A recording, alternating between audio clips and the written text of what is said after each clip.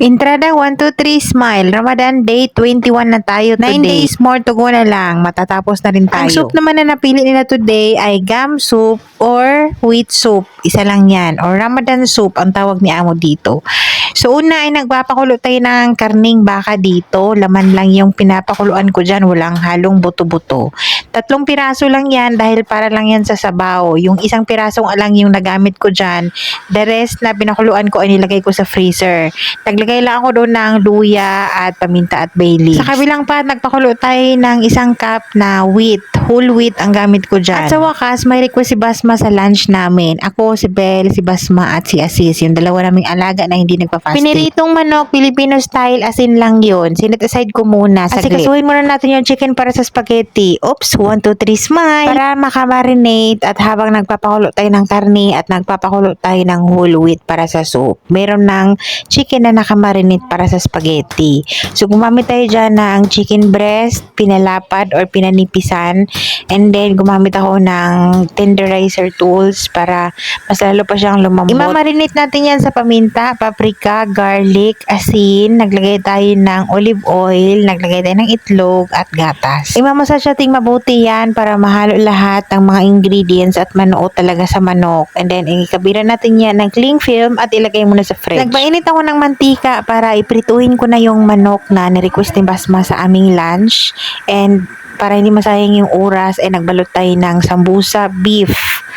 So yung sambusa beef namin ay unti-unting pinawasan yung amount o yung pieces every day kasi nga malapit nang matapos yung Ramadan at medyo nagsawa na yung mga amo. Nagpiprito na tayo ng ating lunch dyan na manok and then ito na yung ating whole wheat, napakulo na natin at yung ating karne ay lumambot na. As usual, yung ating whole wheat na pinakuluan, yung 3/4 noon ilagay natin yan sa blender, yung mga 1/4 ay tinabi ko or tinira ko yan sa pot para meron tayong manguyang-uyang buo. And then sa blender na yan, kasama yung whole wheat, naglagay tayo ng 4 na cup ng yogurt, plain yogurt. I-blend natin yan kasama yung isang broth cubes, naglagay tayo ng isang kunting-kunting cardamom powder, kunti lang. Yung hindi siya mag-overpower talaga yung cardamom, basta ano lang siya, meron lang siyang kunting taste lang. Tapos, ihalo na natin yun doon sa pot na meron pang kunting whole wheat na natira. Naglagay tayo ng mga ilang pirasong cloves, ilang piraso ding whole peppercorn at yung isang buong slice ng beef ay ginayat-gayat ko yun saka ko nilagay doon. Ito na yung ating piniritong chicken at meron akong isang pirasong talong. Hiniwa ko lang ng 4 para yan sa amin ni Belle. Nag-crave ako ng something talong na pinirito. Buti na lang meron. Naluto na yung ating lunch pero tapusin ko muna yung ating soup para papakuluan natin yun after natin na mix yung mga spices habang kumakain tayo ng lunch. So, yung mga spices nito, nagpatunaw lang tayo ng butter at itong spices na dahon, hindi ko nga talaga alam kung anong pangalan dyan. At naglagay tayo ng mistika. And then, nung natunaw na at na-infuse na yung flavor, saka natin inad doon sa soup. Pakuluan lang natin yun until mag-thick. And then, habang nagpapakulo tayo, ito na nga ay kakain tayo. Hindi tayo nga. Isawa na tuyo at lemon. Naman sa yun. Tingin gusto ni Basma yung balat na crispy, tapos isasaw-saw sa tuyo.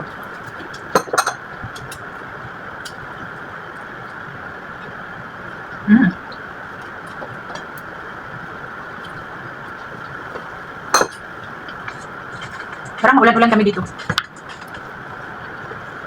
Ano pa pala?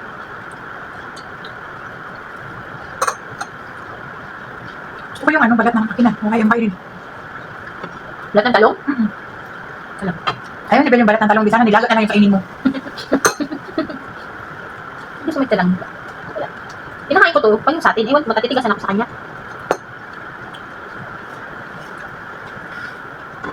Sarap na kain.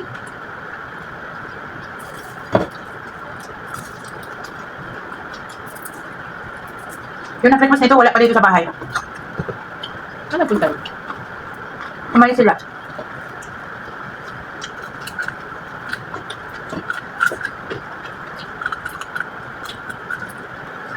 Right after ng lunch, inasikaso ko na tong sweets. Ang sweets na napili ni amo kong babae ay kunafa. Hindi ko alam kung ilang grams yan. Gumamit ako ng akawi cheese pagka kunafa yung aking gagawing sweets.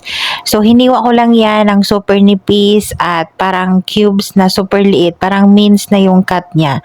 Ayoko yung shredded. Pangit yung texture pagka is-shred yan. Gusto ko lang yung ganyan siya. Parang tinadtad, ganun. So, maalat yung cheese na to. Lalo na paghaluan natin ng halloumi cheese. Mas maalat pa. So, ang ginawa ko talaga lagi pagka magkunafa ay ibabad ko yan or hugasan ko yan sa mainit na tubig ng mga 3 or 4 na bisis na pagbabad ng hot water para malesen yung kanyang salt. After na slice yan ng super liit, nilagay sa bowl and then yun nga, isusok natin or ibabad natin yan sa tubig na mainit. Pwede nga yan siguro ibabad sa tubig at ilagay sa fridge overnight. Mas maganda. Ito na yung ating whole wheat soup or Ramadan soup. Ito talaga yung hindi mawawala dito sa bahay na soup. Ito yung pangmalakasang sabaw nila dito pag Ramadan, dito sa mga amo ko ha. After na asikaso yung cheese, lalagyan natin yan ng isang analog cream in can at isang fresh cream.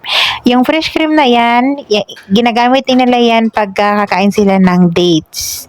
Tuwing Ramadan, hindi din mawawala yung fresh cream sa refrigerator dahil ipapartner nila yan sa tamar or dates.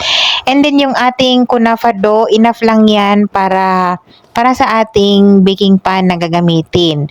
Yung ating kunafa dough dyan, dapat hindi damihan o hindi kapalan. Gumamit pala ako dyan ng isang stick ng unsalted butter, minilted at hinalo dyan sa ating kunafa dough. Mas masarap yung kunafa pagka yung kunafa dough nyo na gagamitin ay super nipis o nipisan nyo lang paglatag dyan sa baking pan.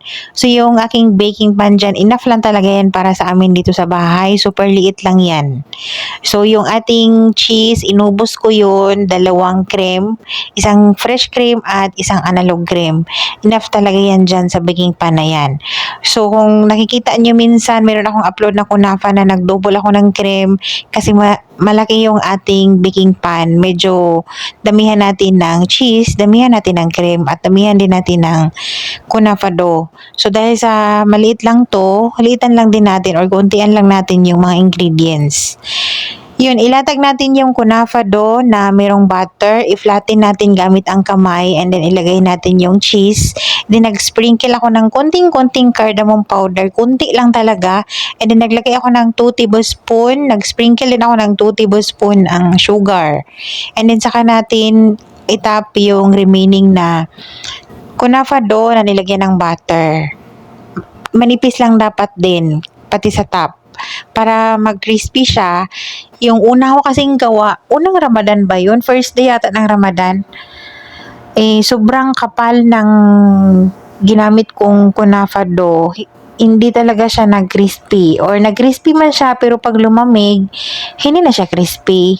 Masarap sana yung cheese, sabi ni Amo, pero hindi siya nag-crispy kasi nga maraming kunafa. Yung kunafa, ibibake natin yun 1 hour bago isi-serve. So, dito muna tayo sa ating chicken na nakamarinate kanina. Iko-coat natin with breadcrumbs. Yung breadcrumbs na ginagamit ko dito sa bahay is yung mga pinapa-air dry ko na mga tinapay, na mga luma, or yung mga nakaslice sa gilid, yung mga tatanggal natin na brown para sa sandwich ng mga bata.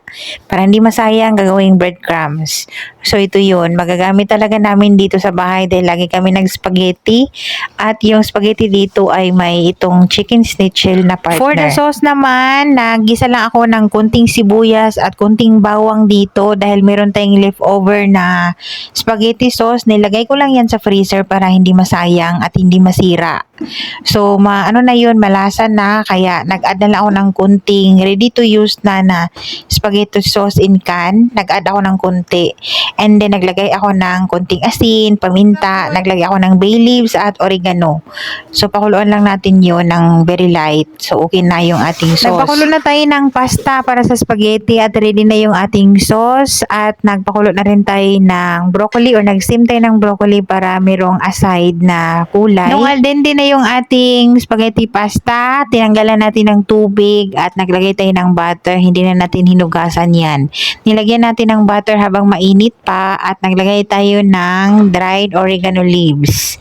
So, ganyan lang yung kanilang spaghetti dito. Konti lang yung request nilang spaghetti dahil sabi nila hindi sila dito magsuhor, hindi sila dito mag-dinner. So, lalabas sila dahil ngayon ay Mother's Day daw, sabi ng dalaga kong alaga. Sabi niya, gawa daw ako ng something ganito na itutusok doon sa kunafa na sweet para sa kanyang nanay. Happy Mother's Day ang nakalagay dyan. Sabi ko mag-print ka na lang tapos dalhin mo dito sa kusina para gawa natin ng paraan. Sa mga oras na to, alas 5 na, so kailangan na natin i-oven yan dahil isi-serve natin ng alas 6. Nakapreheat yung ating oven ng 350 at i-bake natin yun ng 45 to 1 hour nang down lang yung apoy, and then pagka okay na or brown na yung kanyang bottom ay lagay natin yung apoy sa ibabaw until mag-golden brown yung naka-prepare na yung mga sambusa, yung ating chicken, naka-prepare na para i-fry, and then nakainit na tayo ng mga mantika dyan. At ito na yung ating kunafa, alas 6 na yan ng gabi, at ito na lang yung hinintay ni Belle para ma-serve na yung coffee kasi yung kunafa isi-serve yan with Arabic coffee. After na bake, lalagyan natin yan ng sugar syrup at nag-tap lang ako dyan ng pistachio nuts. Pero optional naman yung pistachio nuts dyan, parang ikaw. Super kunti lang yung mga portion ng mga pagkain ngayon dahil yung suhor nila, sabi ni Amo, hindi sila dito kakain. Bago sila matulog kasi kakain pa sila sa mga tira-tira. Kung ano yung natira sa mga niluluto ko para sa kanilang iftar, kakainin nila yun. Pero sabi ni Amo, kuntian ko lang dahil hindi sila kakain dito. Mother's Day kasi ngayon at lalabas sila. Ewan ko kung saan sila pupunta. Basta kakain sila sa labas. Yung ating chicken schnitzel ready to serve na. Yung ating mga sambusa ay nakaprito pa yung iba ready na, yung iba naka air fry pa dahil request ng amo kong lalaki na air fry yung kanyang sambusa. And then yung sauce pala ng spaghetti ay ready to serve na din.